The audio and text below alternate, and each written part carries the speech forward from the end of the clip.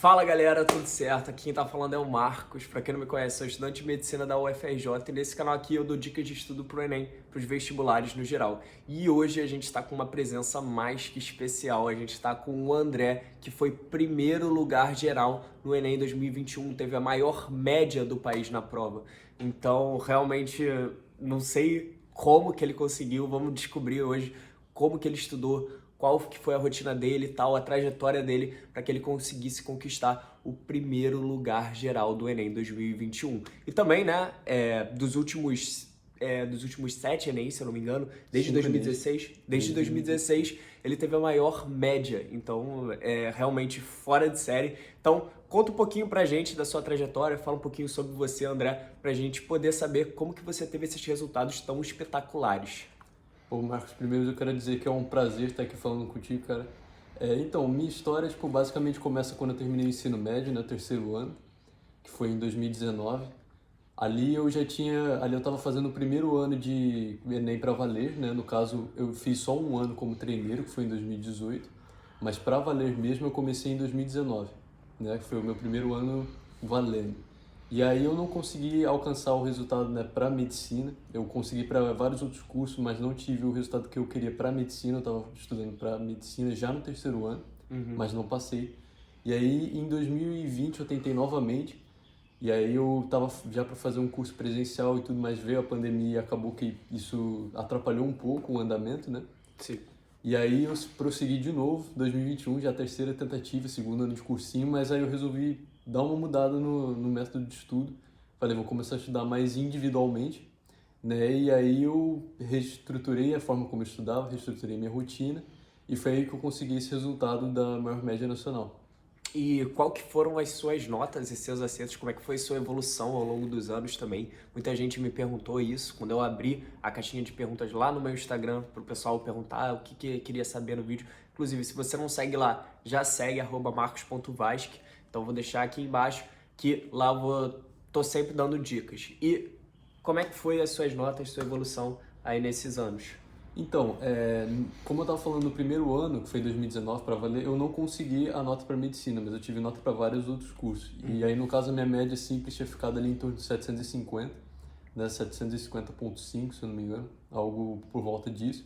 E aí, em 2020, quando eu fiz de novo, eu fiquei com algo por volta de 770, também não foi o suficiente para medicina. E aí, de 2020 para 2021 foi que eu tive o salto, né, de 770 para realmente o 862, que foi essa média. E como é que foi a sua distribuição de acertos aí nesse ano de 2021, para a gente poder ter uma noção de TRI também e tal?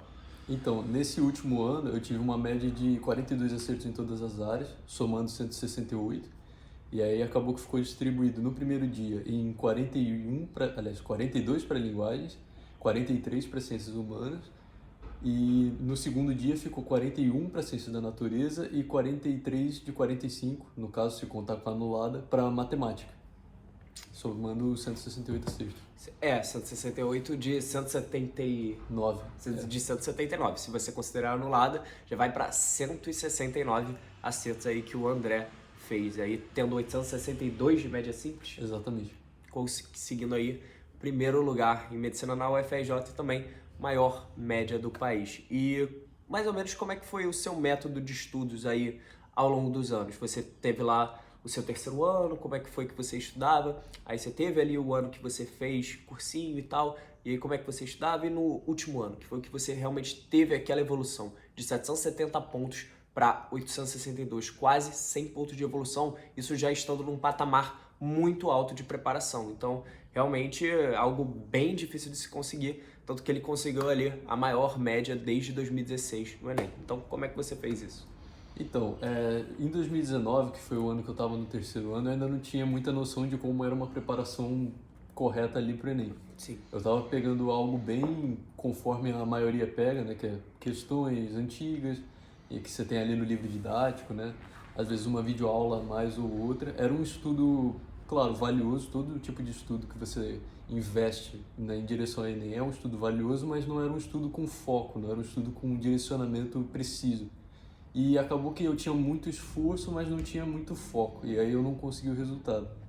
Era uma rotina relativamente tranquila, eu não intensifiquei tanto os estudos já de início, mas chegando em 2020 eu estava determinado a dar uma mudada nisso, e aí eu, né, comecei a fazer um cursinho presencial.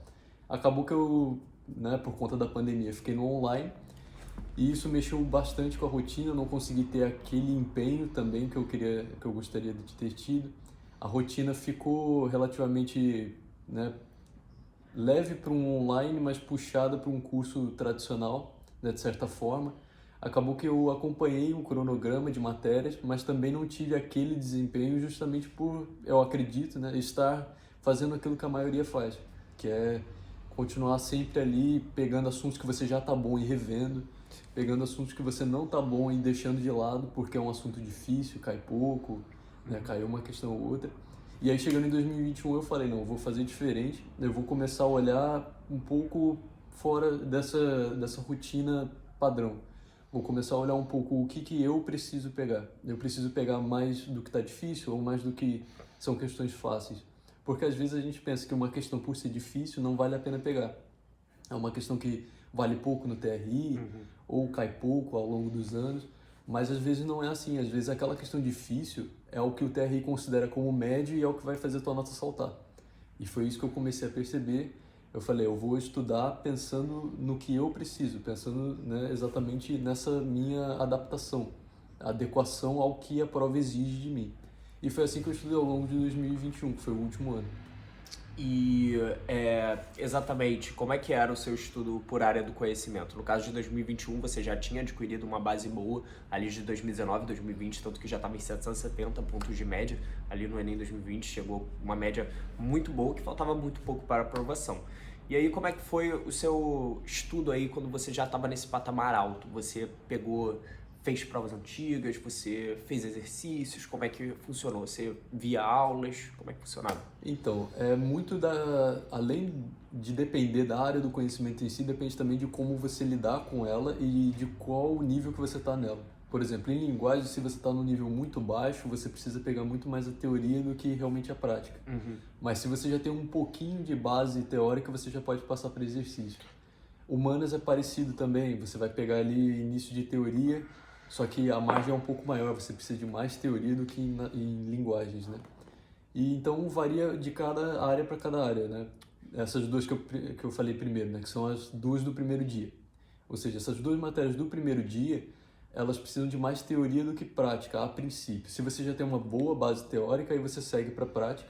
Enquanto que o segundo dia eu já acredito ser um pouco mais o inverso. Você demanda, claro, uma teoria, mas pela forma como é cobrado o conteúdo, exige muito mais prática, repetição, adequação ao modelo de questão para ter sucesso, né?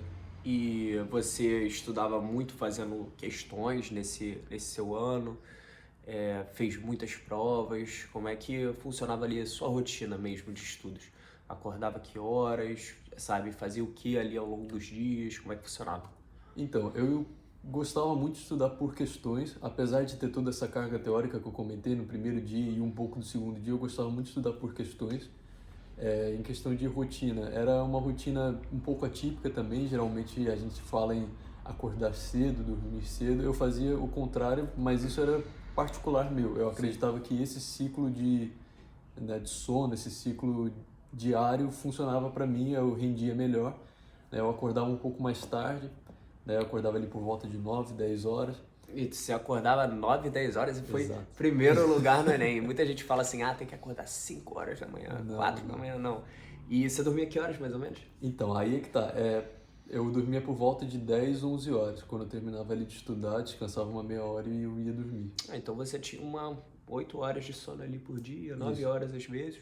Então, rotina de sono ali tranquila, sabe? Então, ele não deixava de dormir para estudar. Algo Exato. muito importante que muita gente fala, você tem que parar de dormir, tem que... E o sono ele está justamente associado à formação de memória, né? Então, é muito importante a gente ter um ciclo de sono bem definido, lógico que em alguns casos vai ser necessário você ter ter um pouquinho menos de sono e tal, dependendo e tal, mas assim, o ciclo de sono é muito importante para a consolidação da memória. E o que mais? Como é que era a sua rotina? Então, eu não tinha exatamente um cronograma fixo por dia. Eu definia ele a cada semana, né? Eu olhava, por exemplo, Nesse último simulado eu senti um pouco de dificuldade na área de ciência da natureza, na parte de física, por exemplo, eletromagnetismo. E aí não importava se caía muito, se caía pouco, eu pegava. Eu falava, eu vou pegar esse assunto e essa semana eu vou tirar pelo menos um tempo para dominar melhor. E aí eu ia muito no tato ali, no feeling, mais ou menos, né, por assim dizer. Eu chegava na segunda-feira, por exemplo, e eu sentia o quanto eu sentia de dificuldade. O suficiente para justificar 2 dias estudando física, então vai ser isso, 2 dias estudando física. Era bem baseado na necessidade. Se fosse, claro, Sim. um assunto que caísse pouco, eu não deixaria de dar importância a ele, eu daria a mesma importância. Mas essa importância ela não necessariamente está associada a uma maior carga horária. Você pode dar muita importância para um assunto sem gastar horas nele. Você pode resolver ele com muito foco num pequeno espaço de tempo e ali já prosseguir para uma próxima área que você está tendo dificuldade. Então era assim que eu fazia mais ou menos a cada dia. Então era um estudo mais personalizado, de acordo ali com as suas dificuldades, com as suas lacunas, né? Com o que você sentia que você estava pior. E você notava essas dificuldades? Como é que era a sua rotina quanto a simulados, provas anteriores? Como é que funcionava? Você já devia ter feito a maioria das provas anteriores nos anos de 2019 e 2020, certo? De certa forma. E como é que funcionava aí os simulados, provas anteriores? Como é que você fazia? Então, nessa questão de, realmente, para perceber erro de simulado, obviamente você tem que fazer simulado. Eu fazia todo sábado um simulado, era ou prova antiga do Enem, porque por mais que eu já tivesse feito algumas, né, em 2018 e 2019, muitas eu ainda tinha que fazer, porque é uma infinidade de provas. Você tem desde 2009 até agora 2021, e todas elas têm pelo menos 2 edições, que é a normal e a PPL. Alguns anos tem até Libras. Se for ver, alguns poucos ali são 2017 diferentes. tem Libras. Tem alguns anos que Libras é idêntico à prova normal, mas tem outros que são diferentes. Então você acaba tendo mais edições do que parece. Fora agora a digital de 2020, que foi única também. Sim, Então sim. tinha várias provas. Fora simulados de outros vestibulares, pegava simulados FUVEST às vezes, o Unesp também cheguei a fazer. Você fazia provas anteriores desses vestibulares? Sim, cheguei Você a chegou fazer. a prestar esses vestibulares, FUVEST, Unesp? Só o Enem, né? Eu prestei Enem e o UERJ também. Sim, A sim. UERJ acaba sendo bem diferente do Enem em questão de prova, mas para estudar eu pegava o Unesp, FUVEST, pegava esses outros vestibulares objetivos e treinava também. Mas aí você fazia a prova inteira da FUVEST, por exemplo? Você pegava as provas da FUVEST, sei lá, de 2015 a 2022 e você fazia elas inteiras? Não, depende do dia. Tinha dia que, por exemplo, eu falava, eu vou simular agora como se fosse um segundo dia de prova. E aí eu pegava só Ciências da Natureza e Matemática da Unicamp. Ou só Ciências da Natureza e Matemática da Unesp, por exemplo. Certo. Mas tinham dias que eu pegava a prova inteira. Falava, nesse sábado eu vou fazer a prova de 2017 da Unesp inteira. E aí eu fazia. Mas também tinham muitos simulados, muitos cursinhos disponibilizam, né? Marcam um dia, simulado dia tal gratuito, aberto para todo mundo, umas plataformas. Também fazia, vale bem a pena. E quais os principais simulados de cursinho que você utilizou na sua preparação?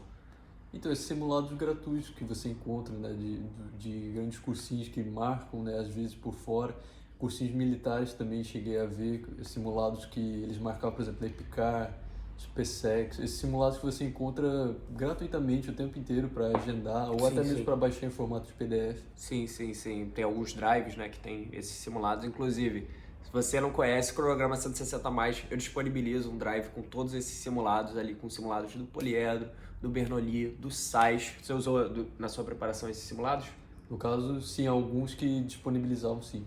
Então, Bernoulli, Poliedro, SAIS são ótimos simulados, tem um cronograma de simulados e o cronograma de matérias para você se organizar muito bem. Além do checklist 160+, vai te ajudar demais ali na sua preparação, principalmente em questão de organização. Inclusive, a organização é muito importante. Como é que funcionava a sua organização? Você anotava os seus resultados nas provas, fazia meio que uma planilha? Como é que funcionava ali questão de organização? Montava um horário? Então, eu tinha sempre um horário separado, às vezes no próprio sábado, às vezes no domingo, segunda-feira, no máximo na terça-feira eu pegava o simulado. Por exemplo, eu tinha o simulado ali do poliedro, eu fiz. Aí eu olhava tantos acertos. Aí eu pegava aqueles acertos e via o que eu errei em questão de teoria. Né? O que, por exemplo, dentro dos acertos você vai ter os acertos que você chutou, os acertos que você realmente sabia, os acertos que você ficou em dúvida. E dentro dos erros vai ter os erros em que você marcou a opção errada porque, né, errou na folha de resposta. Sim. Ou seja, foi um erro ali que você teria como evitar só por atenção, não teria como corrigir por matéria. E tem aqueles erros que são realmente erros de lacuna em matéria, lacuna em teoria. E aí eu tinha bastante esse cuidado de classificar o que é um erro, né, que vale a minha atenção, que vale o meu tempo, o que é um acerto que eu posso passar, que tipo de acerto que eu tenho que rever. Então tinha todo um planejamento em torno disso, que eu acho que exige um pouco até da experiência que eu tive nos outros anos do vestibular, em 2018, 2019 e 2020, esses erros que foram construindo essa percepção que eu tinha do que era um erro meu mesmo de teoria e do que era um erro de nervosismo, um erro de, né, de falta de atenção. Com certeza. Inclusive é algo que eu falo bastante no canal para você classificar os seus erros, porque muitas vezes não faz sentido você corrigir ali, ficar horas estudando uma matéria por um erro por falta de atenção, né? Exato. Um erro por nervosismo, sabe? Acaba sendo um estudo, um tempo mal investido. E no método 160+, eu falo muito sobre isso também. Inclusive, o André já deu uma olhada, gostou bastante de lá. Inclusive, a gente está com um cupom de desconto em homenagem aí do primeiro lugar geral do Enem. Então, cupom André15, 15% de desconto no método 160+, para você garantir a sua aprovação aí nesse ano. Link na descrição. Link aqui na descrição, galera. E sobre rotina ainda, o pessoal me perguntou muito ali, você estudava todos os dias, você tinha pausa, tinha ali um tempo para você fazer alguma outra atividade, como é que funcionava assim para você? Então, eu estudava todos os dias, não tirei, aliás, eu tirei férias no caso, né? 2 semanas ali, mas eu não tirava nenhum dia da semana em si para descansar. Certo. Eu tratava o descanso assim como uma coisa de cada dia, né? Eu tinha ali um tempo de lazer e esse lazer ele variava em função do cansaço do próprio dia, né? Eu acho que é difícil você definir isso como fixo, sendo que às vezes, né, você vai estudar mais, você vai estudar menos. Tem dia que você vai estar mais cansado do dia anterior, tem dia que você vai estar mais tranquilo. Então esse descanso ele variava bastante. Eu buscava deixar pelo menos ali 20 minutos no final do dia. E, claro, dando pausas entre horas de estudo, né? A cada 2 horas ali uma pausa, às vezes a cada 3 horas. É importante ter pausas regulares, ter um lazer fixo ali no dia. Mas eu estudava todos os dias. A forma que eu usava para não me cansar muito era tentar sempre estar trocando de matéria. Porque o que é estafante, o que é realmente exaustivo, é quando você faz a mesma coisa por muito tempo. Se você está sempre variando, isso acaba ajudando bastante. Tá certo, tá certo. Então, o seu estudo era muito personalizado de acordo ali com as suas necessidades, Então você vê que você estava cansado, você ia descansar. Você vê que você não estava tão bom numa matéria, você ia e estudava essa matéria. Então era algo mais autodidata, né? Principalmente que você estudou em casa, então tinha uma liberdade, tinha uma autonomia maior. É o que eu falo muito, tem que ter um estudo autodidata para você conseguir realmente bons resultados, porque ele é focado justamente na sua individualidade. Então, tenham isso em mente, porque com certeza para o estudo para o Enem, para a preparação para o Enem, isso é fundamental para você conseguir uma boa nota. E em relação à redação, que você conseguiu nota 1000 na redação do Enem em 2021, como é que foi esse processo? Você sempre se deu bem em redação e tal? Como é que foi? Então, redação é uma das poucas áreas que eu consigo dizer que eu comecei bem, comecei com o pé direito ali, porque já no ano de treineiro eu comecei tirando 880. Assim, não é uma nota alta para medicina em si, mas já é uma nota satisfatória ali, né? Algo que está dentro ali de um patamar bom. E eu continuei progredindo dali, né? Fui estudando bem prática mesmo, é uma coisa bem... Redação é bem pragmático, você tem que ser pragmático na hora de estudar. E foi assim que eu segui, foram uns 3 anos basicamente, né, estudando a estrutura em si, treinando, né, repetindo bastante temas, repetindo treino. Redação realmente é bastante repetição, recebendo sempre feedback, claro, e nesse feedback você vai construindo novos métodos, novas táticas, né, para melhorar, mas é bem pragmático o estudo da redação. E você demorou quanto tempo para fazer a sua redação ali no dia do Enem? Então, isso é até complicado de dizer porque eu fiz em parte, mas eu acredito que deve ter dado 1h30. 1h30, certo. E a prova do primeiro dia, como é que foi a estratégia de prova? Como é que funcionou para você fazer aquela prova? Então, o primeiro dia eu achei que foi o mais corrido, no geral. É um dia que, por ter muito texto, né? Textos muito longos também na prova de linguagem do Enem 2021, que foi maior do que o normal até. Com certeza. Uma prova que já é naturalmente grande e nesse último ano veio maior do que o normal. Parece que linguagens tinham menos imagens, não sei exatamente o porquê de parecer maior, mas estava realmente mais longa, estava mais cansativa. E quando eu passei o olho na prova, que eu vi que já estava bem grande, eu já estava com uma estratégia bem definida de realmente tentar me cansar o menos possível. Que eu acho que às vezes a gente pensa muito em teoria, em técnica de resolver a questão, mas também tem que ter um pouco do cálculo mental, do cálculo da energia mental que você quer poupar para fazer aquela prova. Sim. Porque às vezes é muito fácil você começar uma prova ali no gás, na energia, e não aguentar 2 horas depois. Um simulado ali que você faz, gastando muita energia mental, muito foco no início, e chega no final você já não tem mais o que gastar porque você está exausto. E aí você erra questões por bobeira, erra questões por não lembrar porque estava cansado. Muita gente que já está num alto grau de preparação, já está há anos tentando, acaba errando muitas questões por bobeira, nervosismo lá na hora da prova. E com certeza isso também deve ter sido algo que te prejudicou lá no ano de 2020, né? Prejudicou a todos, com certeza. Então é algo que você tem que ter foco. E como é que você fez em relação à saúde mental e tal? Sempre foi de boa para você? Você ficava ansioso ali com a prova, ficou nervoso no dia? Como é que foi para você? Então, não, eu acho bem tranquilo, assim, ao longo do ano não foi uma coisa que eu tive muita consciência em si, de realmente despender muito tempo pensando sobre, né? Eu não sei se isso é algo positivo ou negativo, mas eu sei que no dia da prova eu estava bem tranquilo, eu tive muito, eu acredito que foco, né? Muita concentração e, claro, pensando sempre em manter um estado mental que não vá gastar energia à toa e que não vá gastar energia também de uma forma ineficiente, né? Um estado ali que você vai gastar energia conforme o ritmo de execução da sua prova. Sim. Você não pode gastar a sua energia em ansiedade, em nervosismo, porque, querendo ou não, esse gasto ele vai fazer falta na hora de questões, né? Na hora de resolver questões, melhor dizendo. Então você foi bem tranquilo para a prova e tal, de Sim. boa, né? E se, no caso, no primeiro dia você teve quanto em linguagem? Foi 42. 42? Qual foi a sua nota? Foi 789,1. 789,1 com 42 acertos. Em humanas? 800,4 com 43 acertos. Com 43 acertos. Então, você vê aí que ele fez 85 acertos ali no primeiro dia de prova do Enem. Então, realmente, muito bem mesmo. E no segundo dia de prova, como é que foi para você?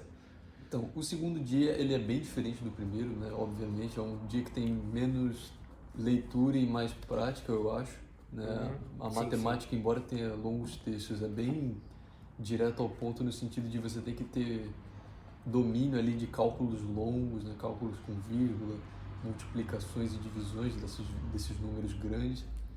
E ciências da natureza é bem parecido também no sentido em que você vai ter uma questão mais de resgatar conceitos do que realmente de interpretar. Vai ter muito de interpretação, mas não se compara ao primeiro dia. É muito mais resgatar conhecimentos, resgatar conteúdos do que realmente você tentar extrair algo da questão. A questão até vai te dar algo, mas vai ser para ser usado em conjunto com algo que você estudou. Então é uma dinâmica completamente diferente, é muito mais de execução do que realmente de interpretação, eu acredito. Contextualiza, você a partir do seu conhecimento relaciona para poder encontrar a resposta. Isso é o normal aí de natureza, por isso que você tem que dominar muito bem o conteúdo. E como que funcionava o seu estudo em natureza e em matemática? No caso, natureza você fez 41 acertos, ficou com quanto? Já eu não lembro exatamente o número, se eu não me engano foi 770, foi algo em torno de 770. 770 e pouco. Foi a sua menor? Eu acredito que sim, é que eu não lembro o número exato, mas foi a menor nota. E matemática? Matemática foi 944,1 com 42 acertos de 44. 43 de 45. Ou 43 de 45. Porque teve anulado. Então, bem O cara realmente fez 84 acertos ali no segundo dia de prova e 85 no primeiro, 169 acertos no total, totalizando ali com 1.000 na redação, 862 pontos de média simples, maior média nacional do Enem. E como é que funcionava o seu estudo para natureza e matemática? Você tinha facilidade já? Como é que era? Então, matemática era uma coisa que eu tinha alguma facilidade, mas não total, né? A Sim. nível de realmente me sair muito bem na prova. Era muito mais algo que eu precisava desenvolver e aí eu realmente treinei com milhares e milhares de questões. Eu acredito ali fácil que deva ter passado dos milhares mesmo de questões. Era muito de dominar cálculo mental, dominar agilidade de cálculo, essas partes bem de matemática básica mesmo. E ciência da natureza é algo que eu acho bem mais complexo, porque embora envolva sim saber os conteúdos, tem uma porção muito importante, uma parcela muito significativa da execução da questão que envolve você conseguir entender o contexto. E embora eu tenha dito que realmente não tem muita interpretação, mas tem muita contextualização. E essa contextualização às vezes ela te confunde. O Enem é muito disso, de você conseguir ter o domínio não só dos conteúdos, mas ter o domínio do que está sendo dito enquanto contexto. Você ter uma visão de mundo que também te permite entender contextos que você só vai ser apresentado, aos quais você vai ser apresentado somente no dia da prova. Coisas que você nunca ouviu falar, coisas que você nunca viu, nem imaginaria, que aparecem ali na prova enquanto técnicas laboratoriais, enquanto técnicas de resolução de problemas científicos, enquanto vários tipos de exemplos, né, que a prova traz todos os anos, e são coisas que medem justamente o seu conhecimento de aplicar, né, a sua habilidade de aplicar conceitos, aplicar a teoria em situações que eventualmente você vai se deparar depois da sua graduação na faculdade, né? Justamente é um preparo, né, que o Enem acaba fazendo com a gente. E você pegava, no caso, no estudo, você pegava, via uma aula e logo depois ia para os exercícios, você fazia os exercícios, via ali suas lacunas, ia para a aula. Como é que funcionava o seu estudo propriamente dito ali em natureza? Tipo, quando você ainda estava arquitetando a sua base teórica, que muita gente ainda não chegou no domínio total.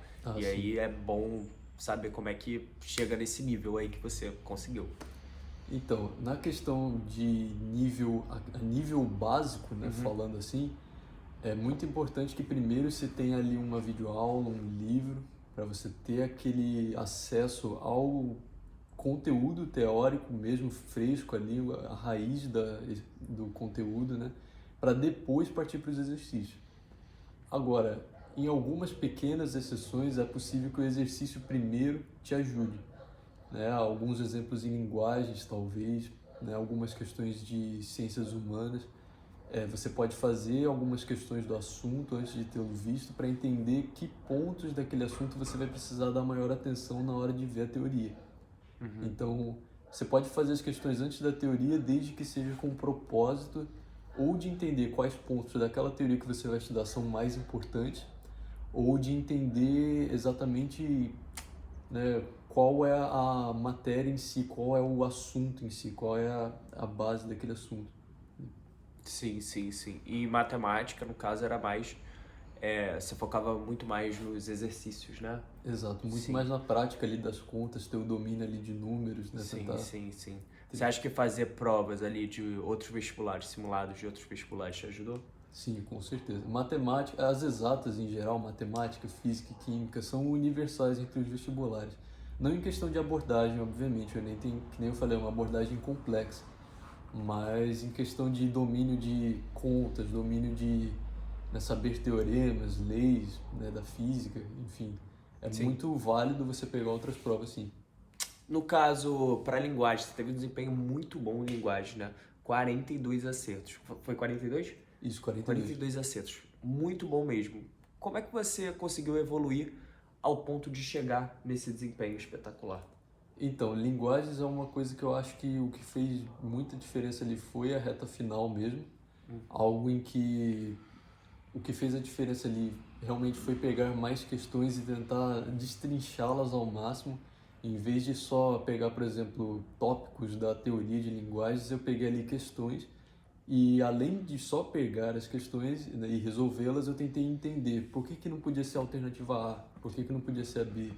Ou aquelas questões muito polêmicas, não sei se você já viu, aquelas questões, por exemplo, de artes, que às vezes dão uma polêmica gigante, Sim, sim, né, sim. que os cursinhos divergem em gabaritos e o gabarito oficial é um. Sempre o gabarito muda. O gabarito extraoficial sempre muda em relação ao oficial para linguagens, né? Então, e aí, em vez de só aceitar isso, olhar e falar, não, realmente, linguagem não dá, eu falei, eu vou tentar entender. E algumas coisas eu entendi, outras, obviamente, eu não consegui, mas eu acho que esse processo de tentar reverter a elaboração da questão, ou seja, tentar imaginar o que que o corretor pensou na hora de fazer aquela questão, eu acho que isso ajuda muito, em linguagem, por exemplo. E em humanas você sempre teve mais facilidade? Como é que funcionava? Então, humanas eu sempre tive muita facilidade no Enem, particularmente, eu não sei exatamente o porquê, mas em outros vestibulares eu não me dava muito bem com humanas. Eu sei que a forma de abordagem do Enem me ajudava muito. Desde o primeiro ano, a minha melhor matéria tem sido humanas, em questão de acertos, né? Aham, Até em 2021, meu melhor número de acertos, né? Em questão de, né, de áreas, 43, foi né? 43. 43 em humanas. No caso, fez Matemática 43 ficou em... parecido, matemática também, porque teve aquela questão anulado. anulada dos times de futebol. E em relação ao foco, né? A gente tem muito problema com isso hoje em dia, que o pessoal não consegue se concentrar tanto nos estudos e tal. Como é que funcionava para você? Então, em questão de foco, eu realmente penso que é algo semelhante à energia mental que eu comentava enquanto eu falava de ansiedade, né, de saber lidar com nervosismo numa prova.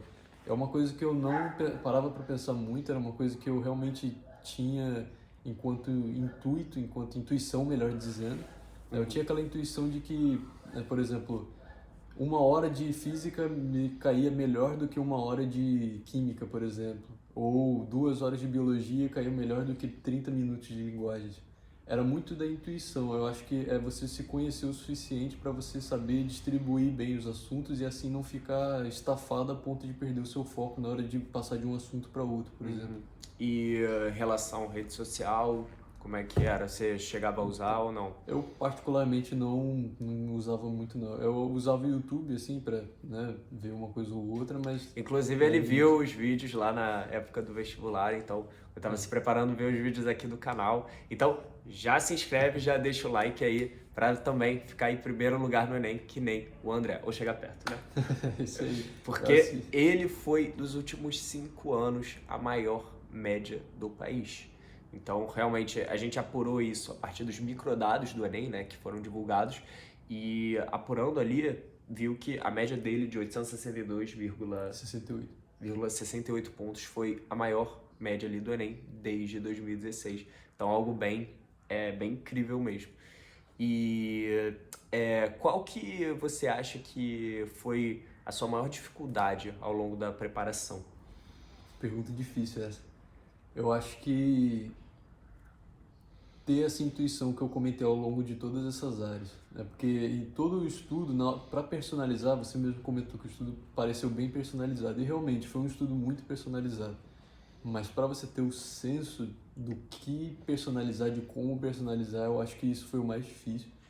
E não foi difícil, né, de se obter no próprio ano, porque em 2021 eu já estava com esse senso bem construído, e ao longo desse ano eu fui só colhendo os frutos. Sim, em Mas- 2019, 2020 principalmente, né? Você ainda estava desenvolvendo isso, né? Exato.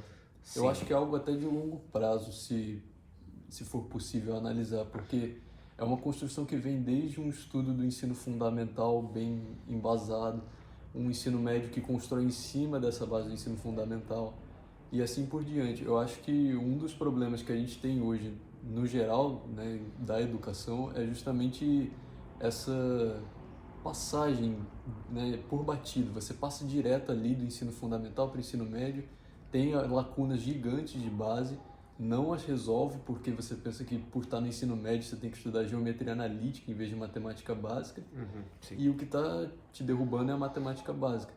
Mas ter esse senso de saber exatamente onde na matemática básica tem que estudar, ou se eu posso ignorar uma parte e deixá-la para depois. Essa questão de você ter uma intuição, realmente eu acho que foi o mais difícil. É é uma coisa de longo prazo que se constrói e se adquire mesmo, com erros e acertos. Exatamente. É desenvolver esse senso para você ter essa autonomia, ter essa postura mais autodidata, com certeza é algo que faz muita diferença ali para sua aprovação.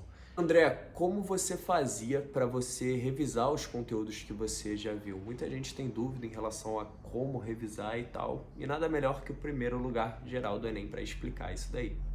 Então, revisão, pela forma como o estudo era bem personalizado, acabava que assuntos que eram naturalmente dificuldades minhas, eles reapareciam com muita constância. Então, pegar o exemplo de novo do eletromagnetismo, que eu falo bastante. Foi a primeira matéria difícil que eu lembro de pegar para estudar. Eu considerava difícil. Era um assunto que estava sempre aparecendo nos meus erros. Eu errava bastante. E aí, por eu errar bastante, eu estava o tempo todo em contato com aquela matéria. Então, o fato de errar bastante já me fazia revisar bastante aquela matéria que era, para mim, de alta prioridade. Então, eu acho que você personalizando bem o seu estudo, a revisão vem como consequência.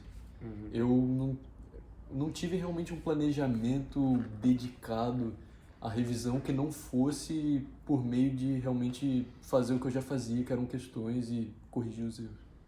Beleza, beleza. Mas aí, a revisão, no caso, você falava assim, vou revisar eletromagnetismo. Você pegava uma bateria de questões e aí fazia, ou via uma aula de revisão?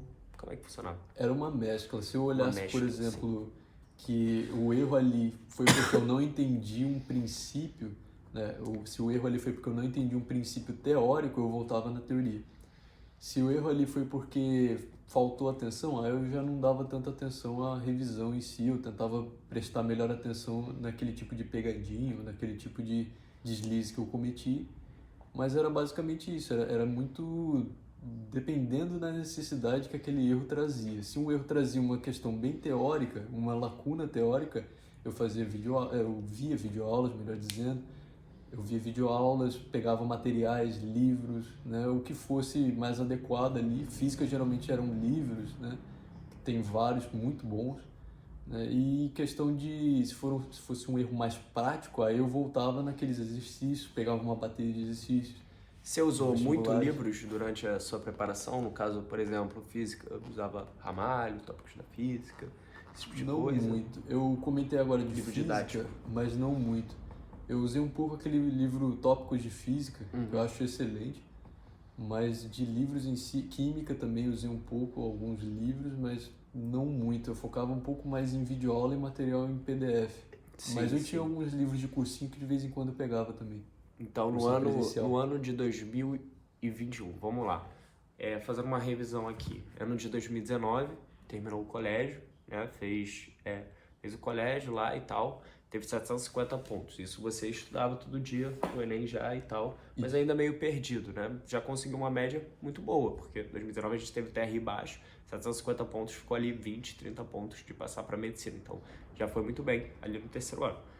2020, né? No Enem 2020 e tal, você teve 770 Por volta de 770. por volta de 770 pontos.